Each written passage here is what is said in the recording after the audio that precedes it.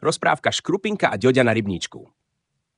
Na okraji malebnej dedinky medzi kopcami a zelenými lúkami stála drevená chalúpka, v ktorej bývala starká Margitka. Na jej dvore žili rôzne zvieratká, ale najväčšia partia bola kuriatko Škrupinka a jej kačičkoví kamaráti. Škrupinka, malá biela špekulantka, všade musela byť a vždy mala v hlave nové nápady. Medzi jej priateľmi bola najväčšia a najsilnejšia kačička menom Ďoďa. Ničoho sa nebála a bola vodkyňou celej družiny, ktorá bývala spolu v jednom chlieviku. Jedného horúceho popoludňa sa družina rozhodla, že by bolo skvelé ísť sa osviežiť do rieky, ktorá tiekla za dedinou. Starka Margitka, môžeme ísť plávať do rieky? Zapípala Škrupinka, keď sa priblížili k starkinej záhrade. Starka Margitka sa na nich prísne pozrela a zavrtela hlavou. Nie, moji drobčekovia. Rieka je príliš nebezpečná. Je tam silný prúd a odnieslo by vás ďaleko, kde by ste už nikdy nenašli cestu domov. Družina smutne zvesila hlavičky. Škrupinka sa zamyslela, čo by sa ešte dalo urobiť. Starka Margitka, nie je iný spôsob, ako sa okúpať? Starka sa pousmiala a vzala si čas na premyslenie. Kedysi sme mali na dvore rybníček, ale teraz je zarastený burinou a vetvičkami. Ak mi pomôžete ho vyčistiť, napustím vám vodu a môžete sa v ňom kúpať. Oči Škrupinky a Ďoďa sa rozžiarili. My to zvládneme, zvolala Ďoďa a všetky kačičky sa rozbehli k zarastenému rybníčku. Práce nebolo málo. Burina rástla všade a staré vetvičky sa zamotali do okraja rybníka. Ale Škrupinka, Ďoďa a ich 6 kačičkových kamarátok sa dali do práce s plným nasadením.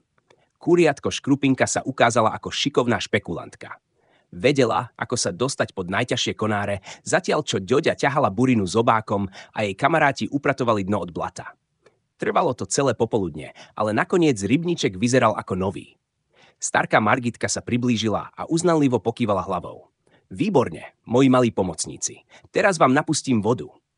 Keď sa rybníček naplnil sviežou vodou, Ďoďa ako prvá z družiny skočila do vody.